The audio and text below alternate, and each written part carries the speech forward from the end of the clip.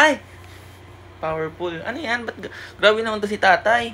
Huwag nang i-trial si Inday, i-cremate agad. Ang OA Grabe ka naman. Hindi tayo yung mga DDS o hindi tayo yung mga mga gawain ni Digong na talagang extrajudicial killing. At alam nyo ba, eto na, tinasabi ko. 'Di ba, nag-request yung or nag-file ng petition yung company Digong for the interim release. Pero yung sabi ni Kaufman, guys, ang sabi niya, para hindi naman daw magpapatuloy yung mga crime pang nagawa. So may may pag-amin, 'di ba? May pag-amin na talagang alam nila na doon pa lang pahamak doon si Digong. 'Di ba, kuya? 'Di ba?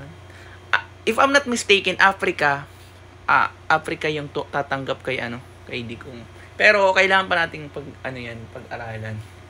Ano ba kasi yan? Nakakagigal naman to.